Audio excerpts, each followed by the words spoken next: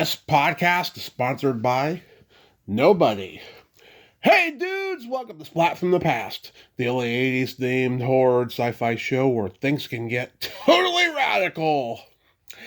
Now today, I will be welcoming back the beautiful, the lovely, the talented Tracy Silver.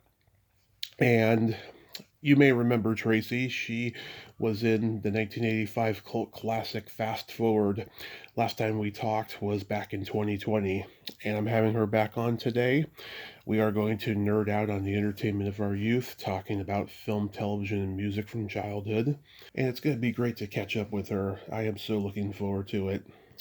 She is super awesome, and it's going to be another great nerd out chat today.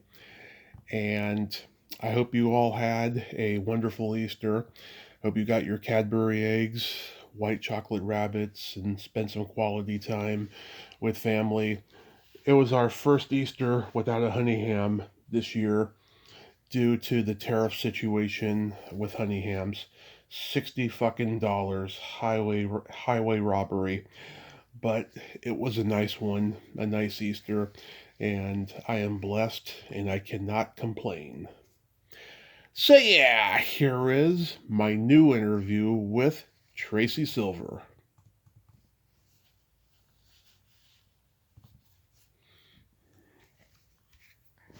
So, going back in time, do you remember the first movie that impacted you as a child? What impacted me? There are a couple. I remember going to the movie theaters, as a young kid. One of them was, I think, the Poseidon Adventure. Oh, love really, it. really affected me. I got very invested in those people getting out, and Yeah. I think I somehow subliminally understood the metaphor of all of it. Mm-hmm. Yeah, that bad things can happen, but they can come out okay. Yeah, I love that one. I think that was the best disaster flick of the 70s. Yeah, I didn't know that it was a disaster flick when I watched it. You know what I'm saying? Like, I didn't see Towering Inferno or the other things, but I don't know, for some reason that one sticks in my mind. Yeah, by far, I think it's the best one. Best casted, best scripted, great effects. Yeah. I think it's a pretty good one. And they keep remaking it, which is weird. Oh, is that right? I don't know that I've seen too many of those. I think I'm a purist, so the Gene Hackman version is probably the only, and the Shelley Winters. Those are the ones Yeah. I prefer. Yeah. First, they did a TV miniseries in the 2000s, and then a few years after that, they did a theatrical movie. Richard Dreyfuss was among the many stars that was in it. I do remember that. You're right. I do remember that now. Yeah. Yeah, they were not great. The original is fantastic, I think. Yeah. Yes. Yeah. Yes. What movie genre did you gravitate toward the most growing up? Well, I think I really, based on, I was really heavily into dance, most of my childhood. So I want to say that a lot of the movie musicals and a lot of the dance things, Beatrix Potter movie really was a big deal for me, which came out of London. Fame was a big deal for me. Oh, love it. Fame was it set the standard for me. And then my life kind of went in that direction, so that was kind of wild. I think a lot of those older movie musicals too, and musical theater things. But I think when I think of a genre that I liked the most growing up, it was very blockbuster in the 80s. I don't know. I was also starting to get really interested in acting at that time, so I tended to look back on the old, all the old black and white films. Yeah. The old Tennessee Williams versions of plays that they made, and Oh yeah. yeah. So I kind of got into all the old nostalgic stuff, to be honest. Oh yeah, that's fantastic. I did as well. Um, yeah, like God, there were so many great musicals that came out. All the Kazan movies, from the 50s, Yeah, I got interested in. And just to watch, you know, those actors work and to learn what they were doing that was so effective, I guess. yeah. And then also, The Godfather was a big deal for me. Hmm. That really was my husband and I were talking about that the other day, how it's still it's like the best movie ever made. I don't watch things all the time, but whenever that's on, it's like it'll stop you and you'll watch it. Yeah, And all of a sudden an hour will go by and you've watched it for the 9,000th time. I can't say that about, I don't think, any other movie. yeah. I was talking to somebody recently about how I don't know. I love The Godfather. The sequels, even two, I can't get into that much. I like two, but after that you lose me. Yeah. Yeah, Yeah. yeah. That but One that's and two. But after that I'm kind of gone. Yeah. I tried, but it didn't happen. yeah. And there's so much like history and so much politics behind the scenes of one that just like every year it's expanding with the stories and I know. everything. I was really lucky. I got to work on The Offer. Hmm. So I think the reason that was so popular is because everybody's interested in the folklore around it and how it got done, and Hmm. there are a lot of stories that go with it. Yeah. So Yeah, the 70s had a lot of great musicals, Fiddler on the Roof, oh Godspell, gosh, Jesus yeah, Christ you can't get Superstar. better than that. Yeah. Um, Cabaret, Cabaret. you know. I'm trying to think of. Hair. Hmm? Hair. Oh, Hair, right. Jesus Yeah. Christ Superstar. Yep. Yeah, all of them. Yeah. Hair, I think, was that the 80s or late 80s, early 80s. I'm not sure, but it 79. was magnificent. So who cares? You know what I mean? But those kind of things are what I definitely gravitated towards. Hair came out in 79. I've talked Oh, okay. I've talked to several people who were in the original run of the Broadway play. Oh, yeah. Uh huh. Sure. Yeah, Sure. it's fantastic. Were you into Elvis movies? No, I wasn't. I liked a few of them. Like I'd catch them on a Sunday afternoon, and they Hmm. were like really in Technicolor, so that kind of was fun, but not too much. Not too much. He did some black and whites in the early years, like King Yeah, Creole and Jailhouse Rock and stuff like that. yeah. I think I wasn't as sophisticated about how great he was then as I am now. Yeah. Yeah, my mom indoctrinated me into loving Elvis because she just Right. absolutely loved him. Had all his movies, his books written about him, those gold plates, just any kind of merch and stuff. Yes. Yeah, Yes. absolutely loved Elvis. Yep. Were you into James Bond? Um,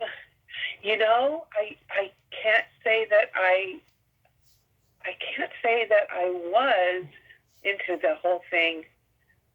Again, I think it's the nerd in me that was just more into those big blockbusters escaped me somehow. Hmm. Um, uh,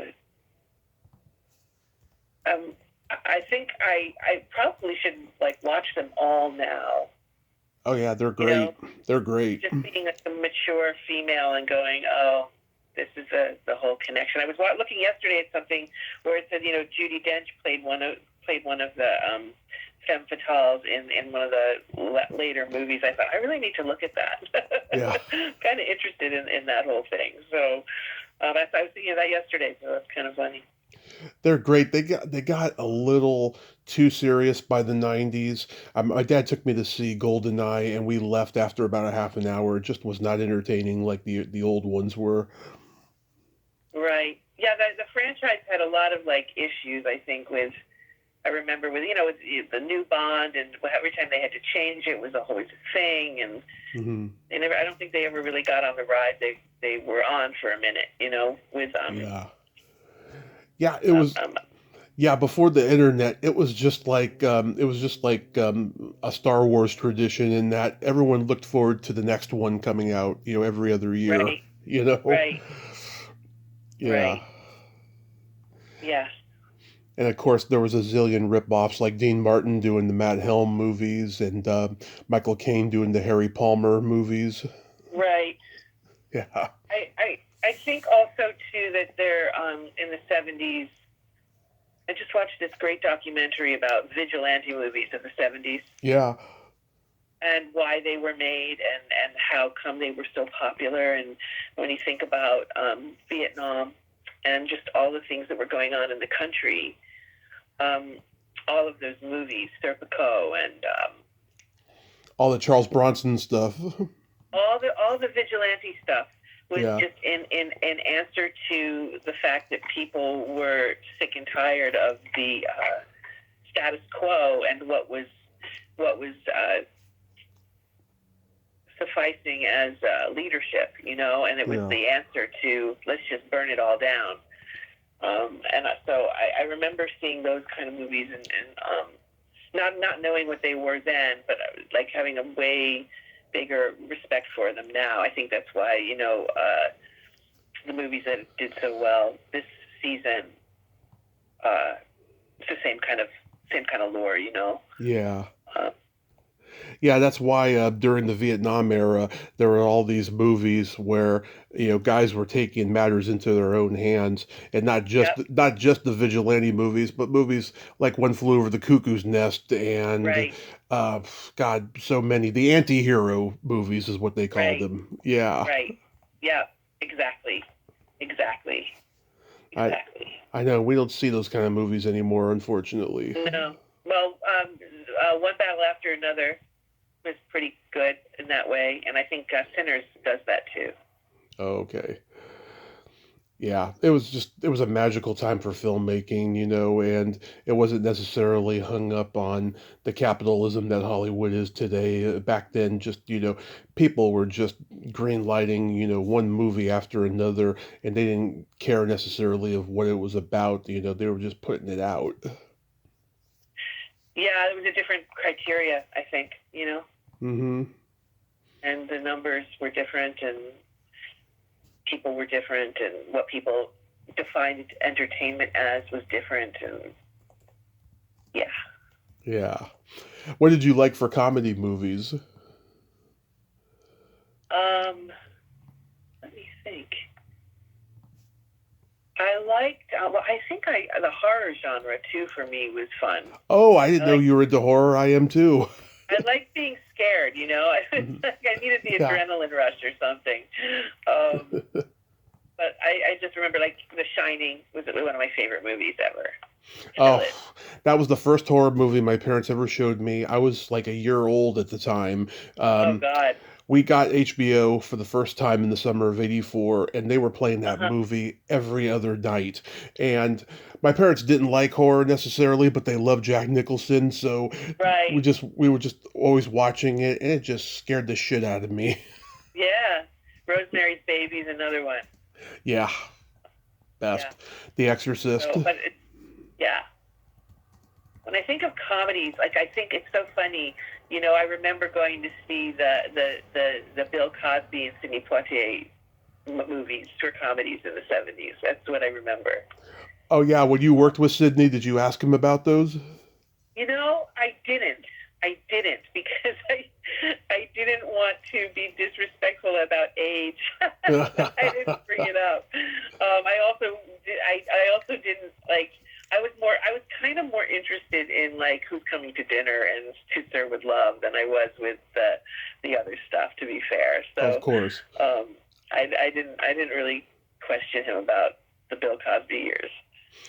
Yeah, I like those movies. Richard Pryor was in at least one of them, and Yeah. he didn't have his mustache in it. Right. Right. Right. Right. Right. Right. I just rewatched California Suite. Oh, I haven't love it. seen that in a while, and I just rewatched that, and that was just a hoot and a holler. So I enjoyed that as well. Seeing Richard Pryor and all of that mess, but yeah, very fun. Yeah, I've heard some good stories about it from Gloria Gifford About which? about California Suite. Oh yes, yes, yes. All the Neil Simon. The Goodbye Girl was a great movie. I remember Oh, too. And love that like movie. I loved that movie. I remember just thinking Richard Dreyfuss was the coolest guy. Yeah.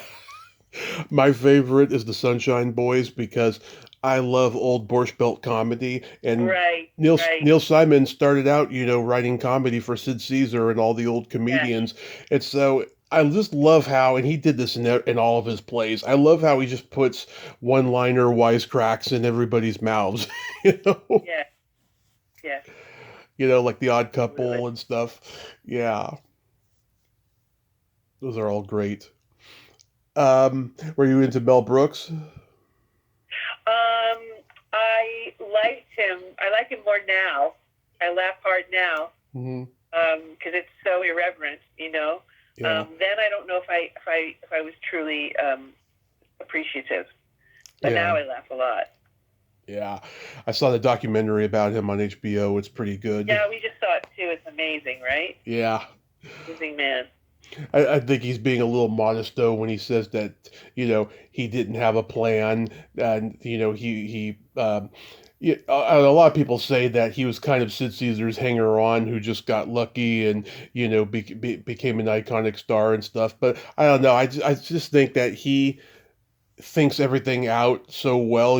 I think he did have a plan, but I don't think he knew that it was going to come together. If that makes sense. Yeah, I mean, I think also his point of view and his lens, Yeah. the way he sees the world, was just so irreverent that and also that he was able to make those movies mass for the masses who loved it. I don't think he knew it was going to be so such a universal point of view, that Oh yeah. we had to laugh at the ridiculousness of things. Yeah. Uh, And then after. I mean, I put a Mhm. pin in the balloon of the just complete hypocrisy of the universe. Mm-hmm. And also too, it set the stage for guys like the Zucker brothers doing the airplane stuff. Right, right. Another crazy thing. Yes. Yeah, Just airplane. commentary on how stupid society can be, Oh and that the people running the show are in a clown car. yeah. You know, Exactly. proverbial clown car is what I say. You have to Airplane. go to school Air, to get into those offices. I don't really know how that works anymore. But I feel like Mel Brooks really understood it in a way. yeah, and Airplane's one of those comedies I could just watch over and over again, and I know every line, every scene, and just Right. laugh my ass off It's at it. definitely got its cult following for sure. Yeah, it's in the Library of Congress. It's like I think it's number one on the AFI list of the funniest comedy of all time, or something close to it. Yeah. It's so good. When you were growing up, did you get to see like maybe the tail end of like the $1 Million Movie? Oh, you mean the ones that they had on TV? Right. Yes, but I'm trying to remember. Maybe that might have been where I saw the Poseidon Adventure the first time. Mm-hmm. Now that I'm thinking about it. Yeah, because in Um, the East Coast there was the $1 Million Movie, right. and where I'm from in the Bay Area, we had so many local channels that were basically our $1 Million Movie movies that were being shown on our local stations. Yes, I do remember that. I remembered watching them on Sunday afternoons for Yeah. sure. LA had the Z Channel, which was a really cool cable access station that our UHF station, I should say, and they would show every type of movie and TV show from the old days into present day. And sadly, the guy who ran it went crazy. First, he killed his wife, and then he killed himself. Oh And God. that was the end of the Z channel. And they made a documentary about it. I watched a little bit of it recently. Uh-huh. Yeah, I thought it was Yeah. really interesting, but really sad too at the same time. Yeah. Uh, It's crazy how there was only like three networks back then. yeah. I mean, when you think about just access to information, it's a lot different now. I mean, I just was looking for something and I was able to find it on Tubi. You know what I mean? And Oh yeah. so, like, okay, there's always a way to find the things you're looking for.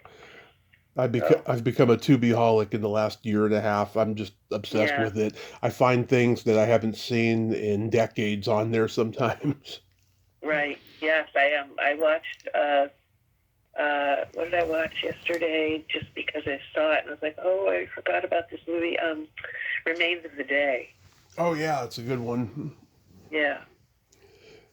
Did you have any movie star crushes growing up? I'm trying to think. Um, I think I was more crushy on dancers than I was on actors. Let me guess, Barishnikov. Yes, for sure. Um, I'm trying to think about the influence though, and the because in the 70s, I'm trying to think. Paul Newman and Robert Redford, of Mhm. course. Yeah. The way we were, forget it, like gone. Like Yeah. who's that? Um, uh, Paul Newman. hmm Paul Newman. Older. Yeah. none of the Tiger Beat guys. Yeah. I like the older guys. Yeah. I know. I've always liked older women, so I totally can relate. Um, I was into Cary Grant. My mom had Uh-huh, this paperback book that had these beautiful black and white pictures of him, and uh-huh, that's where it started for me with him. Natalie Wood was another. Um, uh-huh. so many '80s movie actresses that I've since interviewed and become friends with, and it's funny. I can't see them the same way anymore because now they're like my aunt. You know? Right, right, Yeah. right. It dispels. I think so. It dispels the whole fantasy, right? Yes. Yeah. And it's funny, not every single one of them was drop dead gorgeous. A lot of them were what I like to call cutie patooties, which doesn't exist anymore in movies. Back in the day, the cutie patootie was always the friend or some Right. supporting girl character. Now you watch a movie and almost every girl looks like they could be the lead. I guess you're right. Yes, I think that's true. There's yeah. I think you're right. It's a weird paradigm, you know? Yeah. Yeah. Yeah. It's the whole capitalist consumption. Yeah. Like, I mean, Fast Forward was full of cutie patooties like you and Tamara, Uh huh. you know. Did you Definitely character people. yeah. Now, some people I've talked to who grew up in New York, they said, in their area there were no drive-ins, and in some there were some. Was there drive-ins in your area? Okay, so I grew up very early in my childhood. I lived in Orange County, which is the Hudson Valley, Oh, okay. which is quite exquisite. But we had drive-ins. Yeah. We had drive-ins, and I've been to them, and I can't tell you what movies I saw there, but I was digging the whole idea with the sitting in the car with the popcorn and the speaker and the whole thing. Mm-hmm. Yeah, in my pajamas. Yeah, I do remember a couple of those, but I can't remember for the life of me what movies I saw there. I can remember every movie my parents took me to because you don't realize it at the time, but you always remember your destiny in hindsight. You know, I think the reason why I remember every movie is because here I am with my podcast now. Uh huh. You know, Well, I guess your interests, they dictate, right? So and if it's a real interest, it doesn't really go away, I suppose. I remember being 2 years older, taking me to see Weird Science and Rambo 2. Oh my goodness, on the same day. Yep, yep, in August of '85, and they yeah, and then they took me consistently for a year and a half. Then they stopped taking me for a few years because I was always falling asleep in the back seat, or I was either doing that or getting out of the car and knocking on windshields. Right. You know, Yeah, I only went a couple times. I think the whole the idea of it, that was so cool, went out the window pretty quick. yeah. I mean, when you're young, I guess the drive-in can be boring to some because once you get to be a teenager, then that becomes the make-out point, you know. And my dad, Right. he certainly partook in that. He had to go see a movie 3 times because the first time he was making out or getting laid, and then the third time he was by himself, and then he was like, "Oh, this movie is great. It's going to be a masterpiece someday." Uh-huh. You know, that's what they did in the '70s. So getting into television, like what TV sitcoms did you watch? In the 70s. Yeah, Okay, let me. I have to wow. So I watched in the 70s. that was the golden age of syndication. Yes, I remember a lot of the 80s ones. Hmm. I did watch Bill Cosby. I did watch. I watched Little House on the Prairie. Yep. I think I was, clamoring for a simpler, nice family. Yeah. um, what else did I watch? I watched Fame. Yep. I think that. The the first the first Jewish girl I ever had a crush on was Valerie Landsberg on Fame. Oh, sure, sure. I Uh-huh. just loved her. I've been working on trying to get her on the podcast last few years. Hasn't been easy, but I love Doris Schwartz. Uh-huh. Yeah. Yeah, that was one of the movies where the movie and the TV show kind of one wasn't. The TV show kind of was good.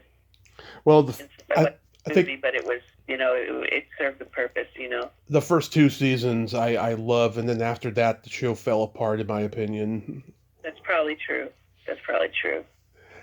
I did talk to the movie Doris, though, Maureen Teefy. She's great. Uh-huh. Yeah, I on the offer, I was sitting on the set, and who is the gentleman, the redheaded gentleman that was in the movie? Oh, Do you know his name? yeah, I could see him in my head. I can look it up here. I think I was kind of like a little bit starstruck when I wound up sitting next to him on set for the offer. That was kind of cool. Was it Paul McCrane? Crane, yes. Yes, yes. So that was kind of fun because I remembered him. But again, you don't go, oh, I remember you. There's certain things you just kind of keep your mouth shut about. So yeah. But I'm trying to think of more. I watched the Carol Burnett show a lot, Oh, endless. loved it. Big Carol Burnett fan. Yeah. And 70s. I know I watched TV in the 70s. I'm trying to think of what. Do you remember the Croft Brothers shows? They did like H.R. Puffin stuff and Oh my God! Sigmund, Saturday morning. Yeah. Sigmund the Yes, Sea yes. Monsters and the Boogaloos and Land of the Lost. Yep. Yeah. All of them. Yep. Saturday mornings. Yes. Yeah. There was Saturday morning cartoons. There was Josie and the Pussycats and Schoolhouse Rock, Uh-huh. All of that. Scooby-Doo. Scooby Doo. I love the Scooby Doo where he's doing crossovers with other cartoons of like the Batman, Addams Family, Three Right. Stooges. They're kind of conflating all the cartoons together. Yeah, spin-offs. Yeah, Cartoon spin-offs. I love that one. That was my favorite one. I was so campy and silly. The Pebbles and Bam Bam Hour. I don't think I remember that. Yeah, I watched Donnie and Marie. I watched Donnie and Marie. Donnie and Marie. Yeah, everyone was doing a variety show in the 70s. They were all trying to be laughing and they all failed. Yeah. I Except liked Sonny and Cher, too.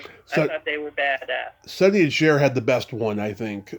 Yeah. I just always thought Cher was so freaking smart. I just Yeah.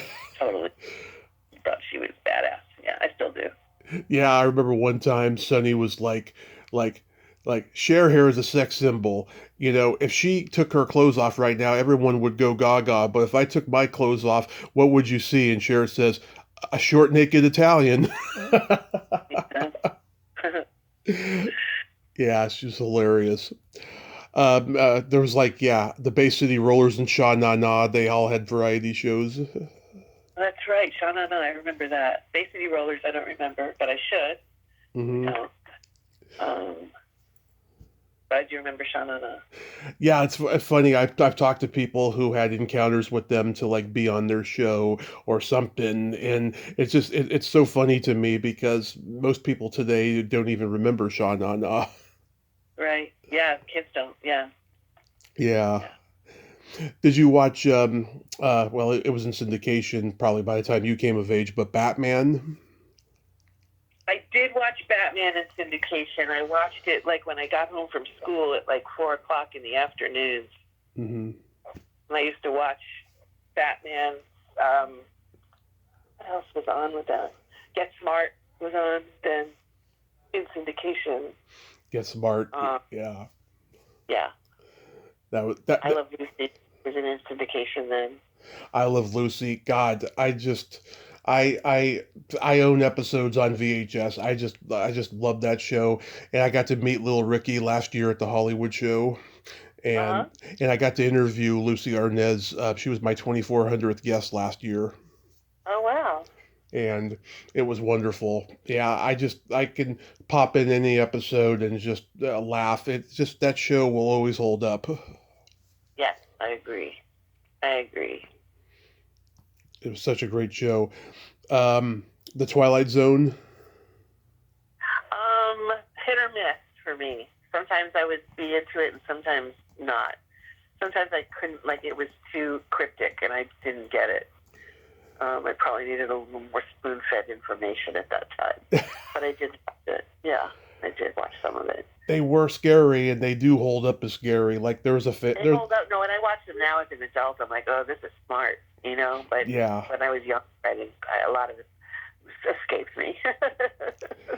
I got to talk to Rod Serling's daughter, and she told me, he was in World War II. He saw a lot of anti-Semitism and racism and social injustices, and he put that into the Twilight Zone. All the scripts and Right. and with the lack of humanity that he saw. Right. Yes. Yes. Yes. Which is probably why it's so excellent. Yeah. Yeah, there was an episode, oh my God, it's still creepy to this day, where there's a family and they all got masks on, and they're these big lip masks, and they're just, oh my God, they're so hideously scary and creepy. The metaphor of all of it, Yeah. Yeah. Probably a good dissertation for somebody's master's or something. Yeah. That's an episode I cannot watch. It just gives me the willies when I see it. Yeah. I'm sure because you danced, you love to watch the music shows that had dancing, like American Bandstand and stuff like that. Particularly, probably Soul Train more than Bandstand, Hmm. and then also Solid Gold. Yeah. Yeah, Yeah. Solid Gold. I t- All of those, sure. yeah, Yeah.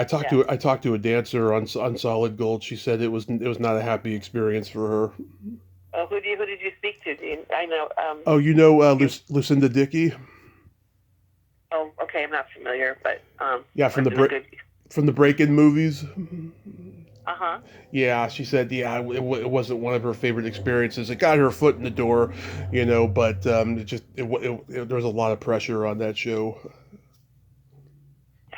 Yeah.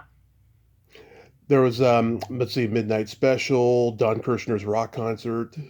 Huh? Yeah. Yep. Saturday Night Live. Saturday Night Live. Those first 5 years with the Not Ready for Primetime Players, I think, was the best. I mean, yeah, like laughing. Not every joke worked, especially in the beginning. But oh my God, those were the best years, the irreverent years. Yes. Yes. It was being done for the first time, and it was just so groundbreaking. Yep. It's very. It's yeah. And then you think of just again commentary. Social commentary, and how important all of that is. Yeah, Uh, yeah. yeah.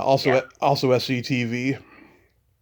Oh, my favorite. Yeah, I used to laugh so hard I would cry. yeah. I mean, it was like pee your pants time watching that sometimes. I remember one Yeah. time John Candy and Harold Ramis are doing a parody of The Good, the Bad, and the Ugly, and they broke character. They could not contain themselves from laughing. It was Right. hilarious, just seeing them with those 5 o'clock shadow faces in the Wild West. It was hilarious. Yeah. Yeah. I loved all that sketch comedy stuff. I loved it. Yeah, I haven't seen the movie yet of when they shot the first episode of Saturday Night Live. I heard it pissed off a lot of people because there was a lot of inaccuracies there. I think I saw it and I think I liked it. But if you, I was fortunate enough I got to do the show a couple of times. As a Um, dancer, huh? as a dancer. As a dancer, yeah, and it's quite exciting to shoot live like that. It's really quite exciting. That feeling that you get, and when you walk through those doors, and it's. I mean, I feel really lucky to have experienced that in my life. I mean, I do put it up there as one of the most fun jobs I ever did.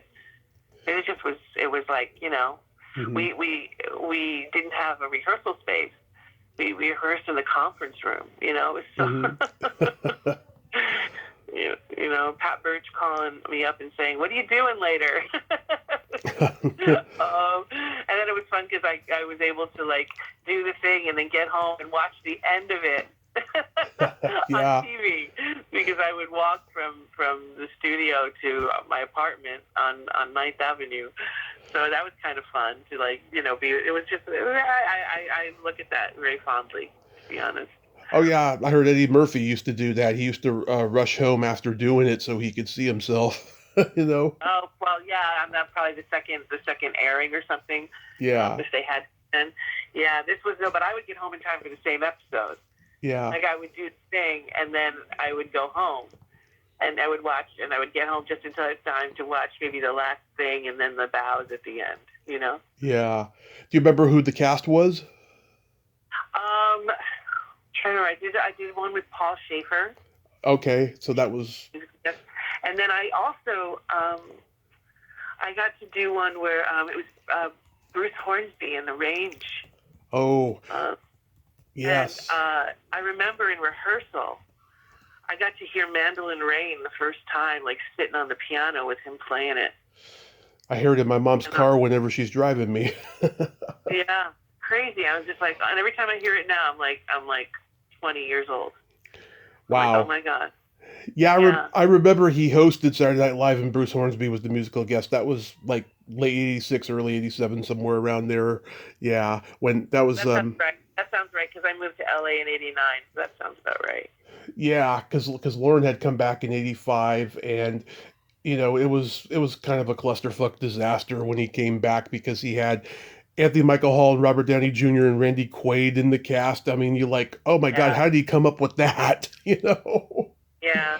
Yeah. That's probably listening to the network or something. They needed whatever they needed, but Yeah, it was a weird yeah. weird time. Well, yeah, that's so cool. You got to be on there, though. Yeah, I really enjoy it. It was I just remember it having so much fun, and even though it felt like high pressure, it wasn't. It was just fun. Yeah, that was when Phil Hartman and Nora Dunn and Uh-huh. Jan Hooks, Dana Yep. Carvey. That was when they were all Yep. on. Yeah, Yep. they were great. That was a Yeah. fantastic cast to come back with the next year because they were just so talented. Yeah. They're Yeah. so So I talented. feel pretty lucky Yeah. that So I getting remember it. it. So getting into music, do you remember the first album you were given or you bought with your own money? I remember getting. Oh my God. I remember getting the first album. I remember getting that was like pop culture. Hmm. Was Paul McCartney and Wings, Oh, which I just saw the new documentary, and I I was did like, oh too. my God. Yeah. But I remember that being my first like album that I received. I got it for my birthday, um, Hmm. and I sort of knew who he was, sort of. Yeah. I've never. I was steeped in like classical music and musical theater because of just my growing up, and what I was around. And my uncle, my great uncle, was an opera singer at the Met. So like I just grew up in all of that. Right. So getting Paul McCartney and Wings, like that was a big deal. I'm a huge Um, Paul McCartney fan, and I love Wings. Yeah, when I saw that documentary, yeah, I kind of knew already that he was freaking out after the Beatles broke up. He was like, God, am I going to be able to stay relevant? I got to do something extraordinary like the Beatles, and that's where Wings came in. yeah, I think it's hard when you hit the bell, right? Yeah. And what do you do next? And I really appreciated the whole couching of that thing, and what do you do next? Where do you go from there? So I thought Hmm. that was really interesting. Yeah, I was But I a. also liked how he was just a real person. Like, in Mhm. spite of all the success and fame, he seems to be a real mensch. Oh, totally.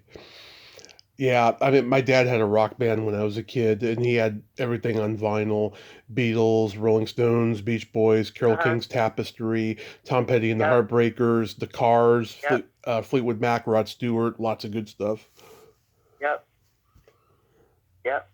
There's nothing like that stinky, musky smell of vinyl. It's intoxicating. It's funny. I hear those songs, and I am like seven again. I am like sitting in the back of the car, getting driven home from the roller skating rink. Yeah, For yeah. sure. That was at the height of the disco era, and everyone was doing disco roller skating. Right. Until the Cars came out. Yeah. Until that album. Well, what's funny about the Cars? They had a lot of those spacey synthesizer sounds like ELO was doing at the time. Uh huh. It's just funny how that worked out, and I don't even know if it's adjacent to um, the space rock that Pink Floyd had done previously, and all the progressive rock bands had done. But I don't know, something about space in music was really popular then. Yes. Yes made that also a big deal. Hmm. And And Steve Miller. all of that. Yeah. Yeah, Steve Miller, Fly Like an Eagle, had nothing but space on that album. Right. Do you remember Yeah. the first concert you ever attended? I did not go to concerts. Hmm. I was so a bunhead that my whole life revolved around getting up and going to class. Or I went to musicals. I saw Dancing on Broadway Yeah. when I was really young. I was like, that's what I'm going to do. And I remember going and thinking, oh my God, Yeah. these people. So I equate the musicals to that kind of thing because I didn't really go see a concert until I was, I don't know, I want to say my mid-20s,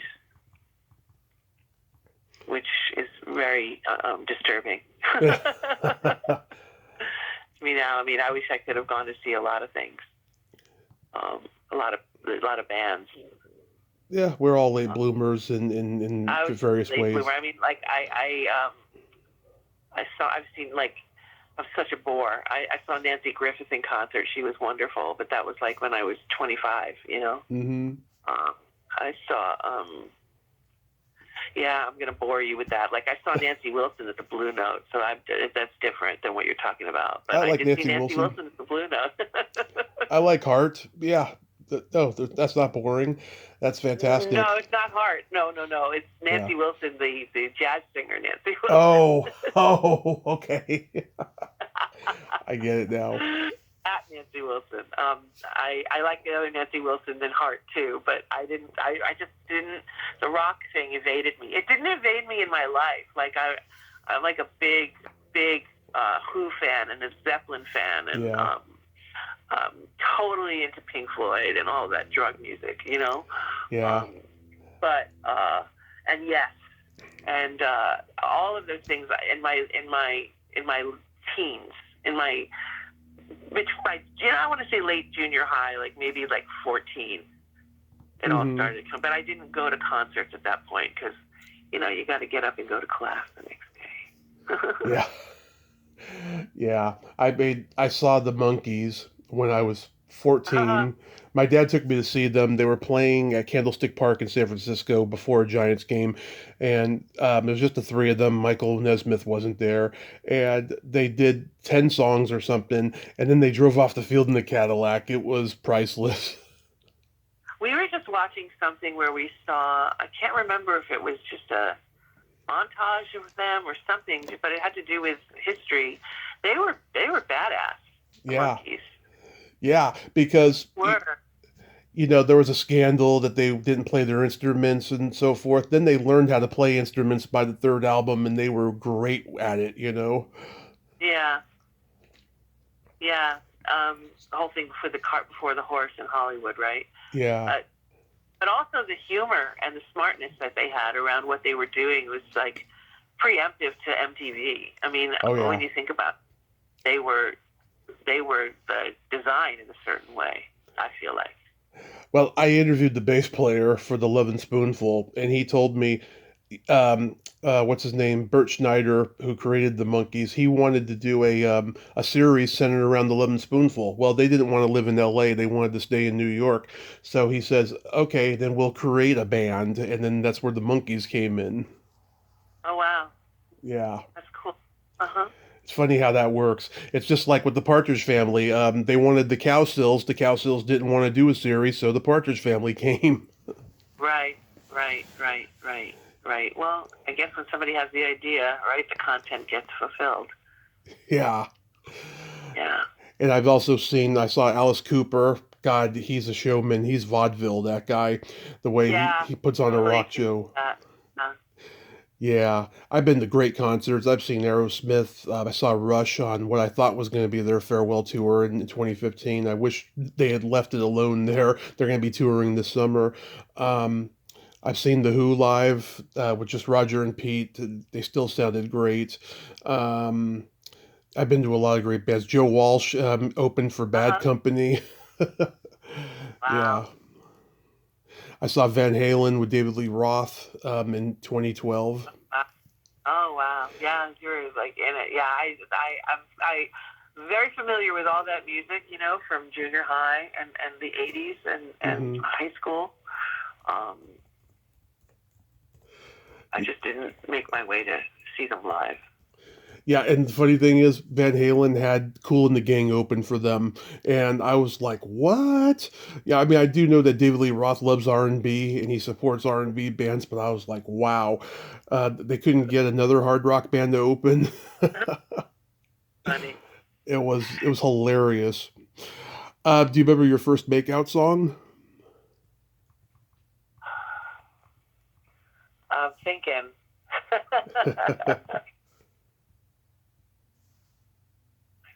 Makeout song.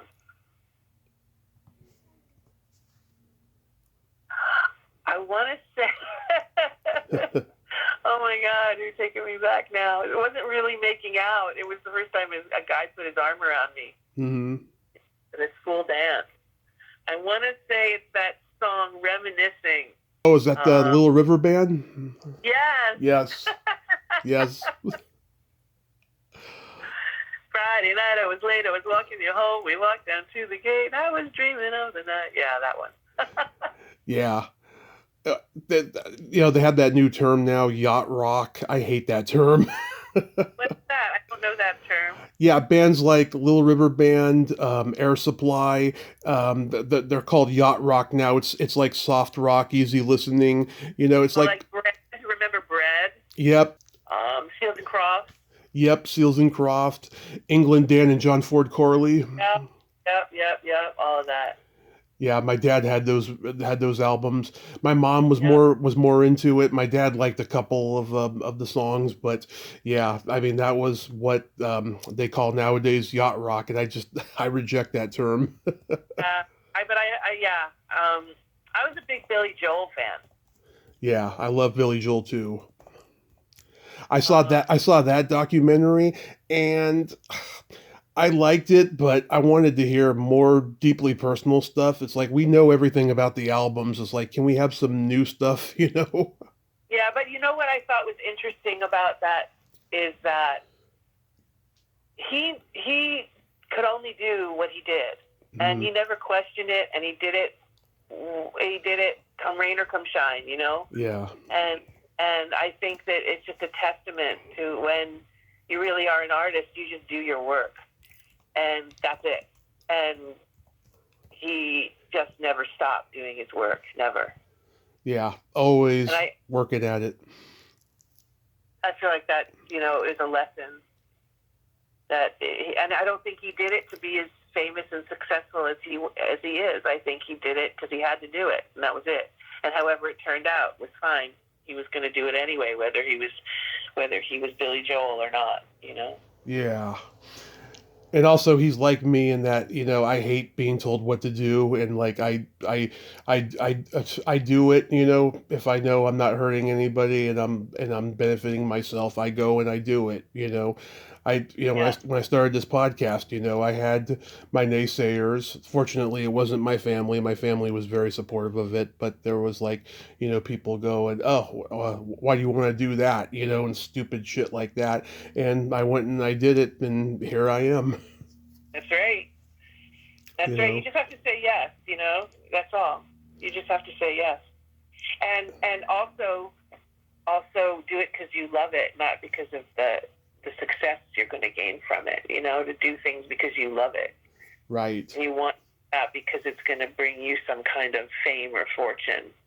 You know, and also success is, I think, you know, that requires a new definition, I think. Success is bullshit in the scheme of, you know. Oh, yeah. That we have for it today. That's, to me, that needs some refinement. Yeah. Oh, my stepdad told me 25 years ago I was successful, and I didn't think I was. I was going to school, I was doing sports, I was in the student council, and I was always dwelling on the things I couldn't get. Like I couldn't get into the school, I couldn't get into the school play, and I did stage crew instead, and there was 100 other things I wanted to do, and my stepdad said, "No, you are successful. Focused on what you do have. Don't focus on what you don't have." Right. I think that's smart advice. It is. Yeah. It is. Yeah. And my first makeout song was Janet Jackson's "Love Will Never Do Without You," and it led to other things. Wink, wink, nudge, nudge. Too much information. Yep, I was advanced. So, so last year, I went back and watched Fast Forward because I had an interview with John Clough, and Oh, yeah, and yeah. and I have to say, Tracy, your performance is just wonderful in that movie. Oh, you're so kind. Thank you so much. Yes, the scene where you get attacked, I feel for you in that scene, and you really commit to how it affects you. It's truly a That guy was remarkable. a great actor in that scene, and I think I have to tell you, I think he was understudying Bruce Willis at the time in a Shepherd play off Broadway. Yeah. That was. So that guy was a monster actor, so I had help, trust me. But I believe he was understudying Bruce Willis at the time in what Sam Shepard play. Big famous play out of my head, but you get the point. Like, bona Yeah. fide actor. Oh yeah. I know a lot of people don't realize that Bruce Willis had really good New York training as an actor and Yes. stuff. Yeah, but your performance is great. You were super young. You were well beyond your years. Oh, thank you. Yeah. Sometimes my students see it. There's a teacher where I teach who uses it in one of her history classes, Hmm. and she didn't know that it was even me. Oh my God. And she showed it to the kids, and the kids are like, wait, hold on a second. They came to me, we just saw it. I'm like, oh, okay. So it's one of those things that just keeps on giving. What can I tell you? Yeah. You know, I feel very lucky. That was a very fun thing. And it kind of set me on my journey. Whatever hell that journey has been, it set me on it. So I'm grateful. Yeah. And I'm sure you all miss Sydney. I can't believe he's gone already. He was one of those guys I thought was going to be around forever. Well, I think he is around forever. There's something about him that defies even existence on the planet. That he's a icon. I think that's what they Yeah. are. But yeah, I think of him often. That's all I'm going to say about it. I watched The Blackboard Jungle again recently. God, he is so fantastic in that movie. I wish I could talk to him now Hmm. about what I know about acting. I wish I could have that conversation with him now that I have come to what I've come to in my own craft. Like, I wish that conversation could have been had. Yeah, I wish that I could talk to him about it. Yeah. I hope he knows. I'm sure he did. I'm sure he did. So, do you have anything upcoming you'd like to mention? Do I have anything? Let's see. No, to be fair, I am choreographing quite a bit. I've been up for some things that I'm working. I'm actually back in acting class myself, which is kind of a crazy thing. But you get to a certain age, you're like, I got to see what I got now. Hmm. Instead of waiting for the industry to give it to me, I'm kind of doing my own thing. But it is opening up doors and certain things, and I'm ready for whatever is next. I feel it. I feel that there's some things I have to do, but I don't have anything to report at the moment. Right.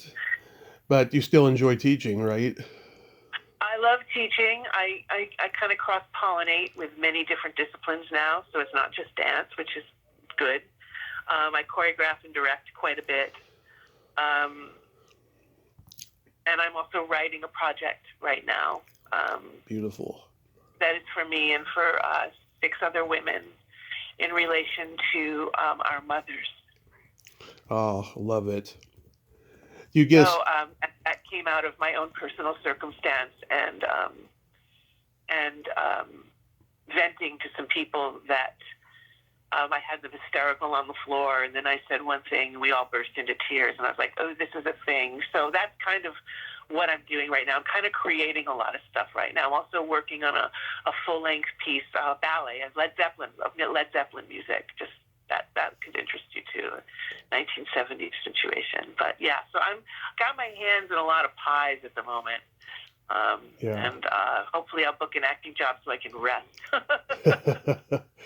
There's a book I need to recommend to you. It's called Searching for Jimmy Page. And Oh, okay. my friend Christy Alexander Halberg, she wrote the book and she just loves Jimmy Page. I mean, she worships him, and it's a really good book, and I recommend you check it out. I should check it out, yeah, because I am putting this dance thing together in that area. So that would be probably really fun and really maybe helpful. Yes. Yeah, absolutely. So real quick, we gotta play my secret silly game. This is a series of silly slumber party questions. No win or lose, just pure fun. And how the game works, Tracy, is I ask you the question, you answer it, then you ask me that exact same question, and I answer it. And feel free to comment on the answers because they might be funny. Okay. Tracy, are you ticklish? Yes, I'm ticklish. Are you ticklish? Yes, I'm baby ticklish. And if you tickle me without warning, I might hit you in the groin. Just out of reflex. Is your belly button an innie or an outie? I'm an innie. I'm an innie. Is your belly button an innie or an outie? It is also an innie. It's deep. I call it the bottomless pit. What color are your toenails painted? Right now, they are not painted. They are all natural at the moment. What about you? They are blue-green for Easter. Okay. What would you say? What would you say is your best personality trait? My best personality trait. I am resilient. What's your best personality trait? I have empathy and I have no filter. Ah, there. Being that I'm a Gemini. What's your guilty pleasure? My guilty pleasure. House hunters. House hunters. What's your guilty pleasure? Eating pizza and watching a raunchy sex comedy movie. Okay. And then my favorite question, is there a stinky smell that just makes you gag? Sticky smell that makes me gag.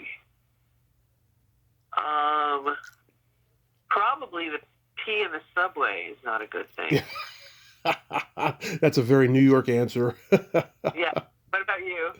Either farts or feet. Okay. The classics.